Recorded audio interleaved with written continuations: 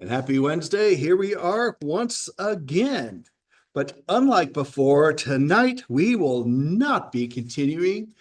We are interrupting our regularly scheduled programming of the Dragon's Prophecy to be addressing what has been in the news lately with Syria.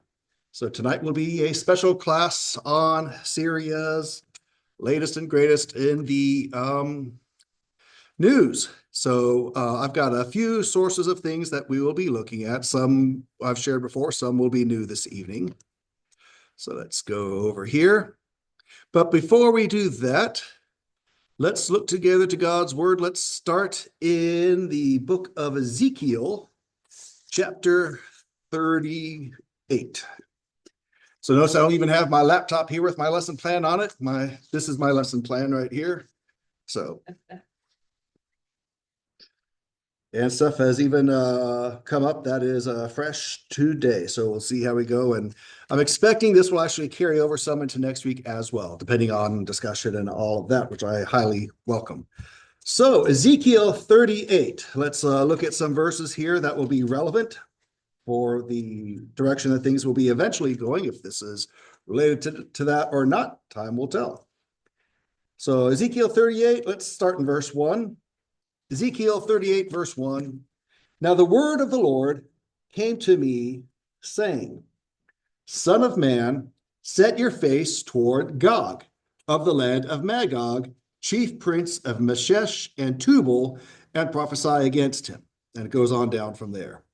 Verse 5 adds, Persia, Cush, and Put with them, all of them with buckler and helmet, Gomer with all its troops, Beth Togarmah from the remote part of the north, all its troops, many peoples with you. Verse 8 mentions, after many days you'll be summoned in the latter years. You'll come into the land that is restored from the sword, whose inhabitants have been gathered from many nations to the mountains of Israel, which had been a continual place of ruins. But its people were brought out from the nations, and they are living securely, all of them. So mention of a few different ancient names for some places that will be involved, and they will be involved in the latter years, and they're going to be coming together against Israel, who is resting at home. Skip down to verse 13. Interesting here. Sheba and Dedan and the merchants of Tarshish with all its villages will say to you, have you come to capture spoils? Have you assembled your contingent to seize plunder, to carry away silver and gold, to take away livestock and goods, to capture great spoils? So the point to make for this evening on that is Sheba and Dedan, merchants of Tarshish, they're looking at this coalition and saying, what are you guys doing? Are you guys here to take and plunder things, or what's your motive? What's going on here? So Sheba, Dedan, Tarshish, they're not a part of this. They're observing this and they're asking questions. See, we can go ahead and go down to 14, continuing on. Therefore prophesy, son of man, and say to Gog, this is what the Lord God says. On that day when my people Israel are living securely, will you not know it? You will come from your place out of the remote parts of the north, you and many peoples with you, all of them riding horses, a large assembly and a mighty army. And you'll come up against my people Israel like a cloud to cover the land. It shall come about in the last days that I will bring you against my land, so that the nations may know me when I show myself holy through you before their eyes, Gog. So the Lord's talking about what's going to be happening and the fact that he's the one making it happening. This is coming from God. While we've talked about throughout our Wednesday series, the satanic demonic influence of this anti-Semitic spirit and attitude and work and resentment and hostility throughout the thousands of years, ultimately, this is going to be the work of God, bringing it all together, using all of that. Yeah, definitely. We're going to get to all that. So good questions. So Ezekiel mentions these ancient names, Gog, Magog, Meshech, Tubal, Persia, Cush, Put, Beth Togarmah, Sheba, Dedan, Tarshish.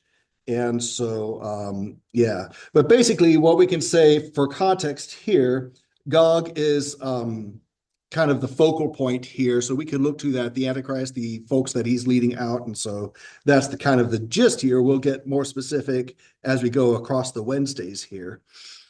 So let's skip down to verse 19, Ezekiel 38:19. In my zeal and in my blazing wrath, I declare that on that day there will certainly be a great earthquake in the land of Israel. The fish of the sea, the birds of the sky, animals of the field, all the crawling things that crawl on the earth, all mankind who are on the face of the earth will shake at my presence. The mountains will be thrown down, steep pathways will collapse, every wall will fall to the ground. And continue on. I will call for a sword against him on all my mountains, declares the Lord God. Every man's sword will be against his brother. With plague and with blood, I will enter into judgment with him. I will rain on him and on his troops and on the many peoples who are with him, a torrential rain, hailstones, fire, and brimstone. So I will prove myself great, show myself holy, and make myself known in the sight of many nations, and they will know that I am the Lord.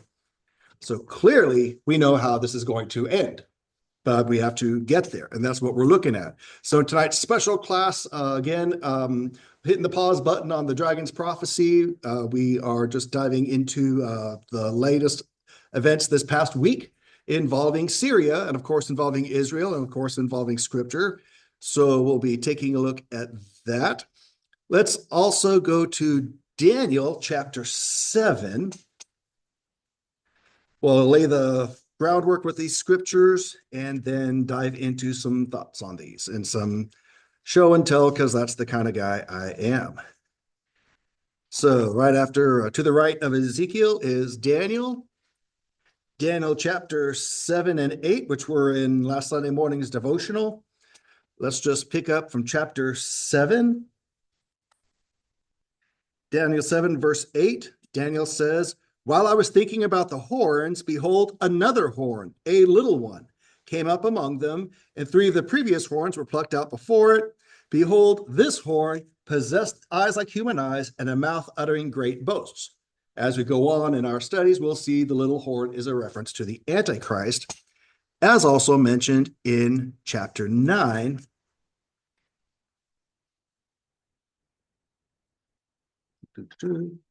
I think I have written on chapter 8.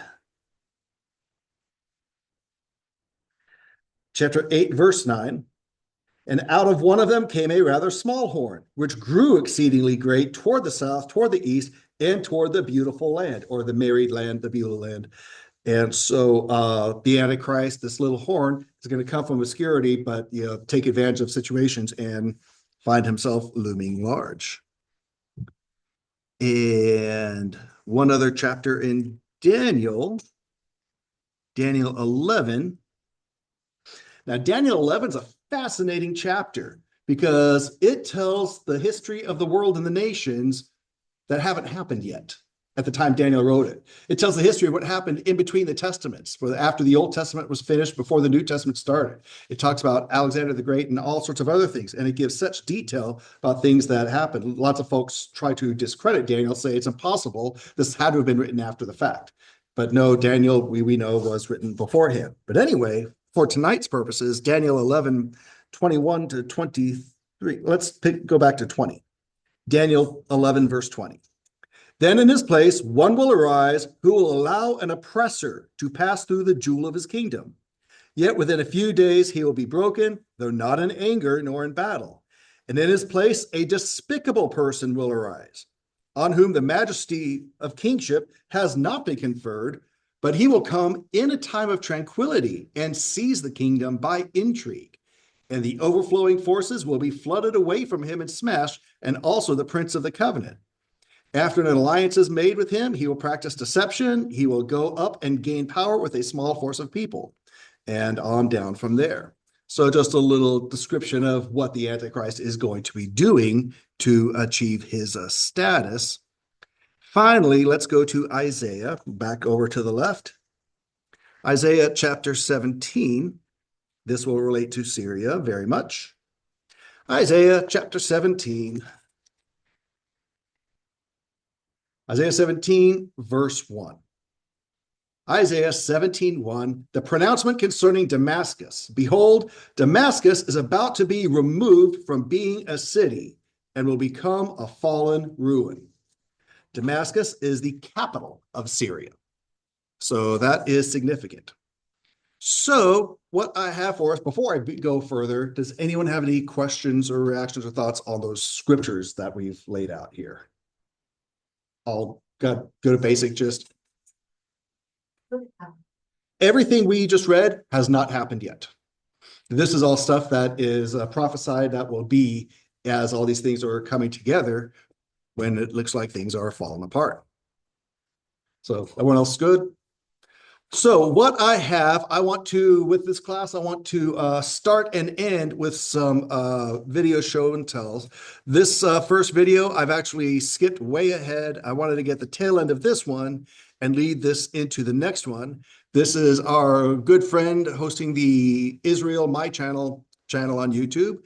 This is something, all right, actually, even before I do this, let me move you out of the way a little bit here because you're blocking my... No, 21. There we go. My escape key. That's the one I wanted. Okay. Even before we get to that, which is up and coming, I want to go right here. There are some people I follow that are, as I try to stay up on these things so I can keep you informed, there are some people I follow that are involved in the intelligence field and in international relations, especially the Middle East. Sarah Adams, from formerly in the CIA, very involved in the Middle East, very involved in Benghazi and bringing the truth out of what happened there. And so she was appointed by Trey Gowdy in Congress to lead their investigation with Benghazi and all that stuff. Anyway, she put this out a week ago, but as things were just starting to happen before it got to where it is now. Yeah, so Sarah Adams says this. Friendly reminder, HTS, that's the organization that's leading Syria right now. HTS leader Abu Muhammad al-Julani's success didn't happen in isolation. It's a direct ripple effect of the disastrous Afghanistan withdrawal and the loss of 99% of U.S. intelligence capabilities in the region. But by all means, keep trusting the Taliban's narrative on counterterrorism. Don't take these guys at their word. We know the story. Because of what happened with us pulling out of Afghanistan, the Taliban taking over, we've lost pretty much all intelligence capabilities. And we're going to see that Afghanistan, their involvement in 9/11, we talked about that in Wednesday classes in the past. We'll see there's still a connection even now with Afghanistan and what we're seeing and how this will all tie in. So that brings us to this video here. This was published on the 7th on Saturday. So here's this from Israel My channel on Saturday. And then we will go from this into the next one and have some discussion. That's a good spot right there. And of course, they give us a commercial. Waiting for that skip button. There we go. Skip and sound. Situation. So if we look at the Middle and Near East today, we see 5 major powers.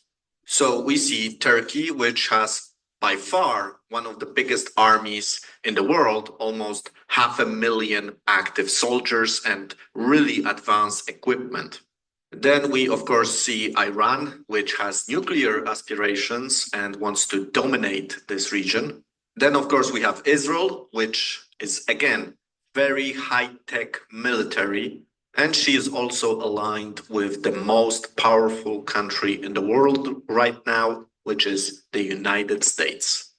Then, of course, we have Saudi Arabia, and Saudi Arabia is an interesting one because it is a country which is built on oil and it's very prosperous, and therefore it is not so much interested in military conflicts. It just wants to do trade, it just wants to make money, and we see that. And last but not least, we have Russia.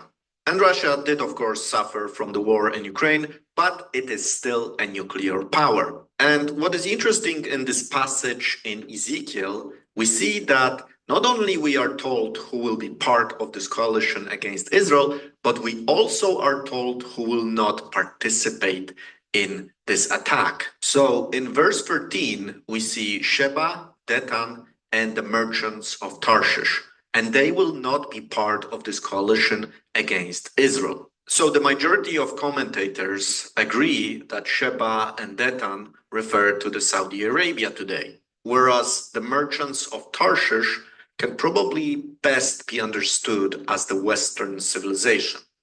And that's because ancient Tarshish was the most Western port in biblical times. So today it would be somewhere in Spain.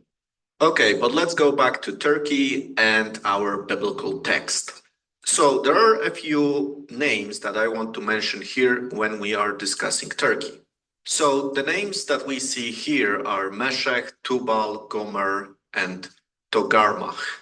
Those are the names of the nations that will join this coalition against Israel. So I will just summarize with whom or with what region biblical commentators identify those names. So we have Meshech, which traditionally is understood as part of Cilicia, which is the southern part of Turkey. Then we have Tubal, which is identified as Cappadocia. Then we have Gomer, and here we have two suggestions. So first, the Jewish historian Josephus identifies Gomer as Galatia, but the more modern biblical historians see this as referring to Crimea. And although this territory today is controlled by Russia, it used to be controlled by Ukraine, it is still connected to Turkey because the Crimean tribes emigrated from the Crimea to Asia Minor, which is today's Turkey. And lastly, we have Togarmah, which refers to the historical Armenia, but today, of course, it's part of Turkey. And for those reasons, many believe that Turkey will be part of this coalition against Israel. And just looking at the current political map in Syria, we can see that it's very messy, that Turkey is involved in this conflict, and Turkey, of course, hates Israel. So it's very possible to imagine that this can escalate and this can lead to something even bigger. Okay, so to summarize where we stand in our analysis. So we have the territories that were controlled by Assad, the regime. We have the rebels that are supported by Turkey. And the third major power is, of course, the Kurds that are located where you see the yellow color. Now, you also have some territories controlled by the terrorists and some that are controlled by the Druze. Now, what can I tell you about the Kurds? Well, they are probably the only fraction within Syria that do not hate so much Israel. And of course, they are also under different pressures. They are against the forces of Assad, they are against the forces of the rebels, and of course, Turkey hates them. Now, for the sake of the length of this video, I will not go much into detail about the Kurds. Now, if you are interested in the Kurds, who they are, what's the situation with them, let me know in the comments and I will see how you guys are interested in that, and maybe I'll do a episode just dedicated to the Kurds because they can be the allies of Israel in the region. But we must look at the big picture here. So we have all those nations that are against Israel. Right now, the situation in Syria is out of control and it can really escalate. Therefore, it is not unthinkable to imagine that the prophecy of the destruction of Damascus may actually happen in our time. Who will do it? Well, that's the question. It can be the rebels because they hate Assad and they hate everything associated with him. So they may even destroy this ancient city. You know, Assad already left the city, and if Russia loses control over Syria because of those rebels, well, Russia will do something about it. And Russia recently is really well known for destroying cities. They prefer to destroy cities rather than give it away to somebody else. And the third possible scenario is that the city will be destroyed as a result of the clash between the two parties. It can take a long time or it can be quite sudden. So we have to see. The other major question is this the beginning of this massive offensive against Israel? The major players are already there in the Middle East. I didn't talk about the Southern coalition because we focused on Syria, but there will be also nations from the South, from Africa, also joining this coalition. And this will not end well for those nations. They will gather together, they will go against Israel, but eventually they will be killed, destroyed by the God of Israel. And this is really the hope of this tiny nation of Israel. It's not the military, it's not the brilliance of the people, but the powerful God that is. Take a look at this strange device that I'm holding. No, I don't want to. Thank you so much for your. That's our good stopping point anyway on that. So any initial questions or reactions on what was presented at the end of this video here? It's sad it's taken so many of them trying to take out Israel. Yeah, and little Israel all takes exactly. That's a great observation too. And think of all the mighty nations over the thousands of years that have come and gone, while Israel, the people have always been, and now the nation is back. So yeah, so as he says, clearly, while a lot of credit can be given to the Israeli people and a lot of compliments could be, pointed their way, and rightfully so, the ultimate source of all this, as he rightfully points out, is God himself. And so, yeah, absolutely good observation. Anyone else on that part? Well, that was Saturday. Then came Sunday. So let's see. Now here is update from Sunday. Shalom guys, and welcome to another update, this time from Syria. So what a night it was. Let's go first to the city of Latakia. So here you have the toppling of the statue of Hafez al-Assad in the Alawite city of Latakia. This is the Alawite canton. Alawites are a sect, a very small sect within which was Assad who was ruling Syria. But the majority of people in Syria are actually Syrians. This is another clip showing palace and starting. And this is a common picture we've seen all over the world when a dictator falls, people start looting his personal goods. Here you have another clip of a minister of the Assad regime taken by the rebels. So it's official. The Assad regime is gone. It's totally done after about 50 years.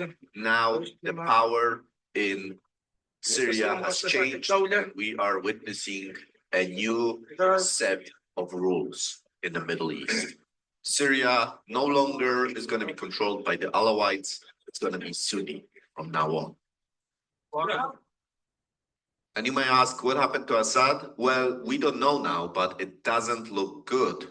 Here you can see the graph of the plane on which Assad was, and suddenly this plane loses a huge amount of altitude. It loses more than 6,000 meters suddenly.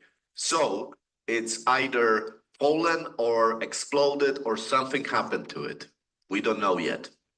Now, if you look at the direction of this plane, it was going north. So north of Syria in that direction. So that direction is one country, and that's Russia. Now, speaking of Russia, we talked about the city of Latakia on the coast of the Mediterranean Sea. So Russia had two military bases in Latakia and Tartus. And because of the turmoil in Syria, they had to quickly evacuate. I mean, this is huge. This is a huge blow for Putin and Russia. It's a huge dishonor. It's something they would never imagine would have happened. They lost the access to the Middle East for Syria now. And this is another footage from inside Damascus, inside the palace of Assad. And you see people just walking there, doing pictures, being cheerful. So this is the situation right now. Right now, people are cheerful. They are happy that the regime is gone. And you can see people making pictures of themselves. So they are happy. But what's actually going to be important is what happens next. And of course, this is very important also for Israel. As you can see on this map, Israel is bordering with Syria. And if we zoom in, we will see that Israel's strategic territory, the Golan Heights, are bordering with Syria. That's why Israel has already deployed a lot of their military to this area, because it is not a secret that the new power is not going to be friendly to Israel. Here you have the rebels broadcasting from a national television in Syria. And of course, those are the people that will be ruling Syria right now. And if you look at them, they do not look like politicians. They are fighters. And that's why they are more dangerous to Israel than Assad. Of course, Assad was not a nice guy, but he was not a fighter. He was really a puppet of Russia and Iran. He was well educated, eloquent, and definitely not this type of fighter that would fight for his death. That's why he escaped Syria, because he was afraid for his life. He was this man that came from this Alawite minority. He was hated by the majority of the people. He was cruel to his people. He was not afraid to use cruel tactics to destroy opposition, but he was not a fighter. But the people that will be ruling Syria now, they are of a different breed. They are seasoned in fighting for years, fighting with Assad, fighting with the Kurds. They are very, very dangerous for Israel, and they are not afraid to die. This is an opposite to Assad, who didn't really want to get under the skin of Israel too much because he was afraid they will respond by killing him. Now, this victory of the rebels is also a huge blow for Hezbollah and a huge blow for Iran that was supporting Hezbollah in Syria. Now, the country that is very happy is Turkey, because Turkey is the power that was supporting a lot of those rebel groups. And of course, Turkey is still interested in restoring the Ottoman Empire. The question now is Turkey gonna be able to control those groups? They are quite diverse and they are not a monolith. So the question is how Turkey will be able to control them once they get into power. We know that when people go to power, it changes everything. Here you can see again a map of the Shia population in the Middle East, and you can see that Turkey is only 10% of the population is Shia, whereas in Syria, it's 15 to 20%. So obviously these new groups that took power, they're not Shia, they are Sunni. And of course, this is a major, major blow for Iran. They lost just a huge, huge country over which they had influence through Hezbollah. It is estimated that Iran was sending each year up to $900 million to support Hezbollah in Syria and Lebanon. That's a great, great investment. And now it doesn't look good for Hezbollah because they are a natural enemy of the new power in Syria. And the former leader of Hezbollah in Lebanon, Nasrallah, said that if Syria will fall, their resistance is over. So from Israel's perspective, one enemy is weakened, but there is another one that rises. Before I finish. That's a good finish. So thoughts, comments, questions, reactions to this?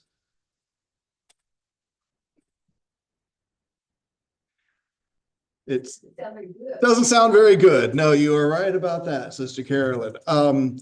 What's fascinating here is how all these different groups that don't agree with each other, and that how this is a setback for Iran, but it was a positive for Turkey, and then it's a negative for Hezbollah. And so Assad was trying not to upset the apple cart with Israel, but now he's gone. And so now what are these guys going to be like with Israel? And spoiler alert, not good. So we come off of that. And before the closing videos, I did want to take a break from videos and share some other thoughts as we look at these things. Here is one more thing from an intelligence source, and then we'll get to something from Brother Rick Howard of Modesto. So let's see here. So ZFC, another guy I'm staying up on, intelligence, homeland security, Afghanistan, etc. So there's this operative named Legend that he references down below. Won't go there for time's sake.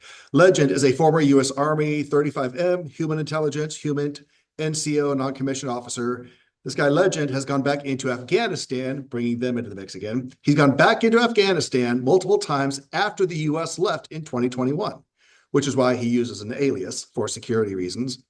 Legend is connected to, these are good guys, National Resistance Front of Afghanistan.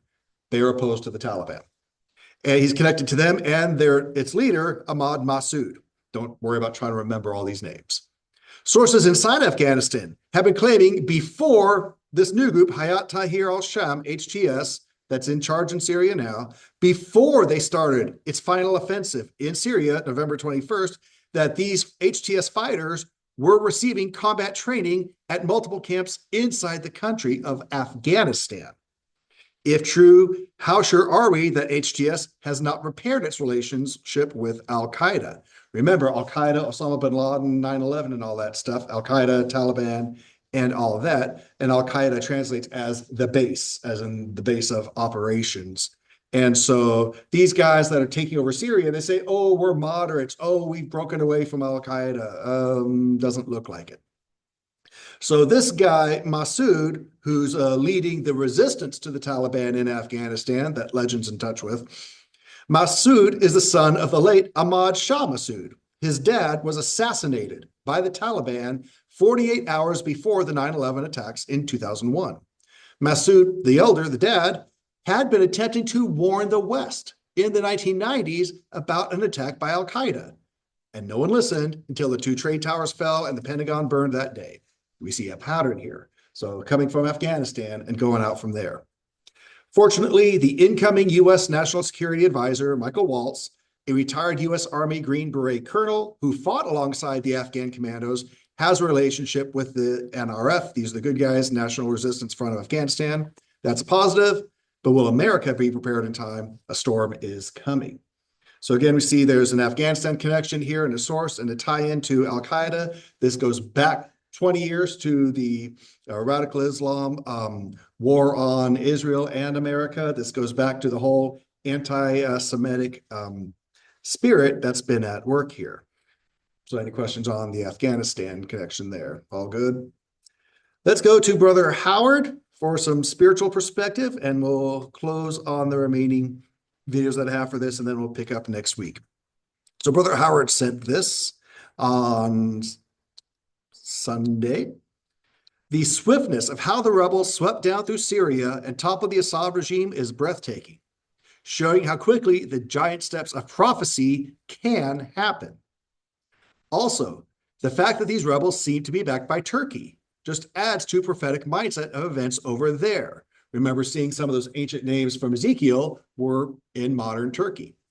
And how Iran and Russia backed Assad, but suddenly abandoned him. It's time to read Daniel 11 more carefully. No wonder why Jesus commanded us to go to Daniel. Jesus said that in Matthew 24:15. Daniel 11:21, he comes in, the Antichrist comes in peaceably and by intrigue. So what we're seeing now, this bull in the China store event now cannot be 11:21 of Daniel, but this may create a vacuum of power that gives the Antichrist opportunity to step in and offer a peaceful solution. Isaiah 17:1, is it time to move out of Damascus? Is the fall of Damascus coming here?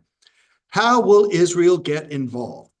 By necessity, probably, especially if these rebels view their easy success as a sign to them of, let's keep going south and get it done with Israel. And then Israel levels Damascus. The vile person from Daniel 11:21 who enters into a confusing situation looking like possible world war comes in as the little horn of Daniel 7 verse 8, Daniel 8 verse 9, rises up from a small people, Daniel 11:23, so not a major player yet and not from a major nation. This is all shifting sands that may change rapidly day by day. The pieces are coming together, Rick. So reactions, thoughts, questions on his perspective on these things. So as was mentioned a year ago with the Hamas invasion of Israel on October 7th of 2023, could this be the beginning of the end of things? Maybe, maybe not. But it's definitely a shakeup, and we definitely see things head in a certain direction. Now, I do want to address the nation of Israel itself. I'm going to skip, let's see, I'll come back to those, come back to that next time.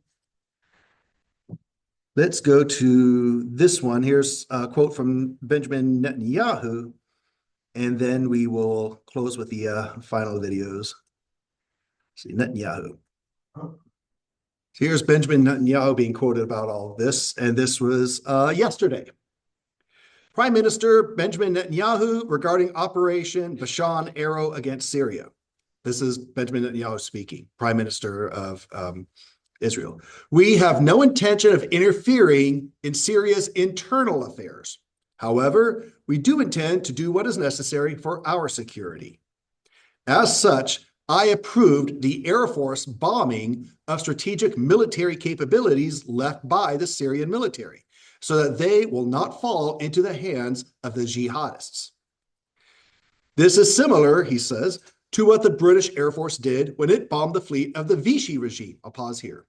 The Vichy regime was a group in France that decided to surrender to the Nazis and stay put, when you also had another group that became the resistance away from that. So what Netanyahu is referring to, during World War II, Britain and France were allies, but the British Air Force bombed their ally France when these Vichy guys sided up with Germany. They were cooperating with the Nazis. So that they bombed the fleet so that it would not fall into the Nazis' hands. So Benjamin Netanyahu is saying, we're doing the same thing. We are taking these resources out so they can't be used against us. He goes on to say, we want to have relations with the new regime in Syria, but if this regime allows Iran to reestablish itself in Syria, or allows the transfer of Iranian weapons, or weapons of any kind to Hezbollah, or attacks us, we will respond forcefully, and we will exact a heavy price. What happened to the previous regime will also happen to this one. And so Benjamin Netanyahu, leaving no uncertain terms about where Israel stands on that. So questions, reactions on that.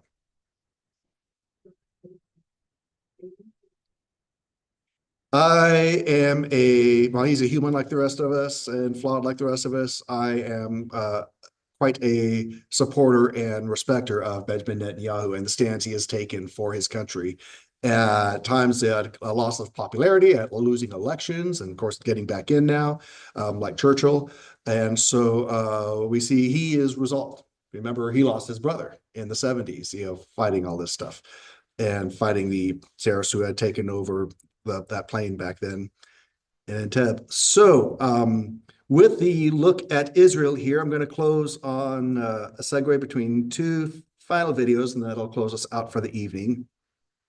This first one is from a gentleman by the name of Aaron Cohen, who's former Israeli special ops. So we'll be picking it up. Catch the Tonight, I'm diving into. That's a little loud, so I'll pull this up here. Scroll up. So let's see. I want it from, yeah. So I'm going to get the end of his where he talks about Israeli readiness and willingness. This guy knows what he is talking about. Because ultimately, this is all about the Bible and the scriptures. That's a good spot right there. To say this. In moments like these, it's easy to feel overwhelmed, whether you're a Jew living outside of Israel or an Israeli listening to this podcast, by these kind of threats stacking up against Israel. But let me share a perspective that doesn't make the headlines very often. And I was speaking to this to every news channel on October 8th, the day after the October 7th massacre. Israel has faced existential threats since its founding. And every single time, it has risen stronger. Israel's military, intelligence agencies, and civilians, and the IDF and the reservists are unmatched in their ability to adapt and to respond to these challenges. Take, for example, the Iron Dome. Revolutionary technology has saved thousands, if not millions of lives by intercepting rocket attacks. And behind that technology, the minds and the spirit of the people in Israel who refuse to accept defeat. And let's not forget the IDF's preparedness. Israel's border units, special operations forces aren't just ready. They're proactive.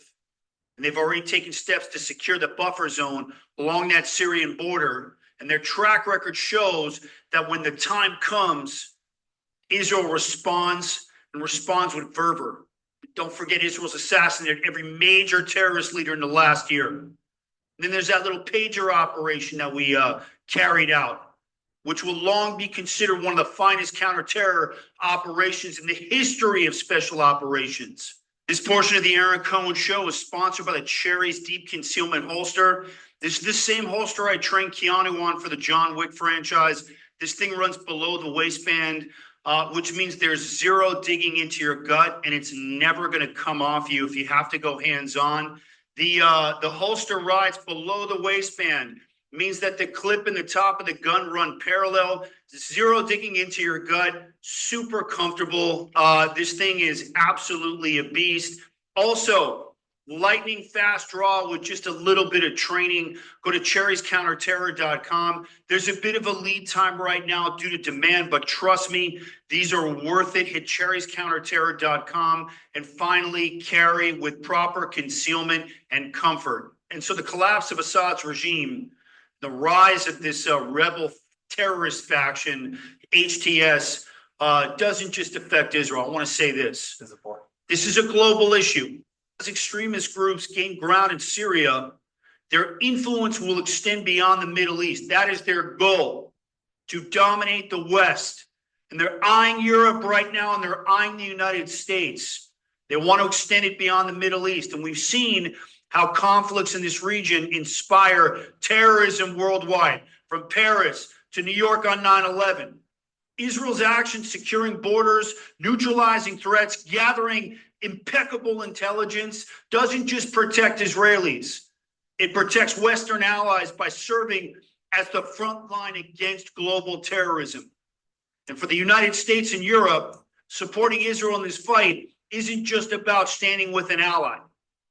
It's about investing in global security and ensuring that these terrorist maniacs that threaten the West don't reach our shores here. And so the collapse of Syria and the rise of HTS, this marks the beginning of a dangerous new chapter in the Middle East. Get ready for it. You heard it here. But Israel's rising to meet the challenge. And with Trump now in office, get ready for a beautiful and dangerous partnership to face that challenge together.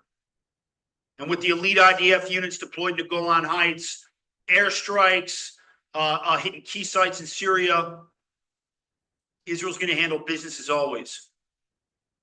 And so as I close this one out tonight, I want to leave you with this. Israel's strength doesn't just come from its military. It comes from its people, their resilience, that innovation, and their commitment to ensuring that the homeland of Israel remains safe and secure. And when people were freaking out on October 7th, by October 8th, I went, get ready. You're about to see a warrior culture come together. And that's what happened. I want to thank you guys for watching this episode. Stay informed, stay vigilant, comment down below. Let me know what you guys think of what I discussed here. Always look forward to hearing your thoughts and reading your comments. This episode of the Aaron Cohen Show is sponsored by the Cherries Counterterrorism School. If you're law enforcement or a security professional and you're interested in training online and learning Israel's incredible counterterrorism methodologies for active shooter response and for CQB, for high threat CQB, go to cherriescounterterror.com and get trained in the authentic Israeli methodology for active shooter response and limited penetration room clearing. I want to thank you guys for tuning into this one. I'm going to keep an eye on this one and come back as this situation unfolds. I'm Aaron Cohen. You're watching the Aaron Cohen Show, and I will catch you guys on the next one. All righty, so I had to turn the volume down there. You got a little lively.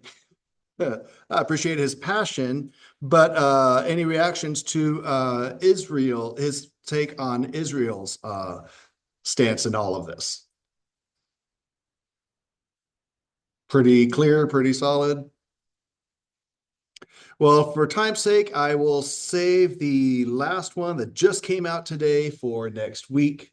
But yeah, so things are happening. How many of us taking all this in, seeing all this, are thinking or feeling nervous, scared? The ladies I sew with was talking about it on Monday, and she's scared. Mm-hmm. It's understandable. Any other sentiments or thoughts or feelings on these things? I think the worst part would be is when if they hit our soil, Because while there's a lot of intelligence to sift through, there were warnings before 9/11. Of course, we know the spiritual things behind that we've looked at on our prior Wednesdays. But yeah, as Aaron Cohen mentioned, and we'll see this as we play out too, they're not going to stop at Israel. Their intentions are not going to stop there, just as it came to America's shores 20 plus years ago. So they are on a mission. And we will see, and we'll talk about briefly as we go, that the Islamic religion, they have their own version of a Messiah too, who they are trying to usher in. So we'll take a look at some of those things and why they have to get rid of some obstacles to make that happen, which is why they were threatened on the Al-Aqsa Mosque in Jerusalem with the red heifers and with the potential Passover celebrations that were possibly happening there April of this year, that freaked them out enough to where, April of last year, to where the October 7th happened at the end of the holy season of Jewish festivals and holidays. So yeah, scary a bit, but remember, as we read, God's the one in control. He's the one calling the shots. He's the one actually moving the pieces and allowing the pieces to move. He either moves them directly or he gets out of the way and lets Satan do his little bit, so that, because it's all coming together as God intended. So he's in control every step of the way, Sister Ashley. That's what I told the lady sewing, because she's like, I'm really scared, blah, blah, blah. And she says, actually, she says, so much of this started because, we did this when we pulled out of Afghanistan. She even realized, that a lot of stuff, there were precursors, and she's like, there were so many things that we did. And, when we did this, we were doing that. And because we did that, and I think for her, she, was kind of surprised, that, certain, the puzzle pieces, certain puzzle pieces might have been fitting together. Yes. And I told her, I said, you have to understand how all this, fits together.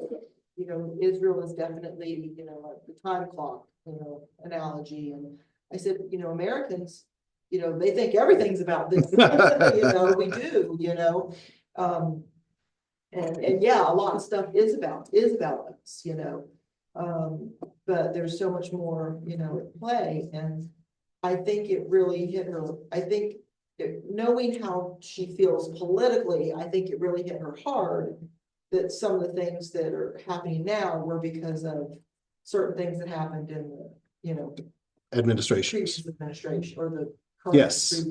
previous administration. There's the invasions of Crimea. There's Ukraine in 2014.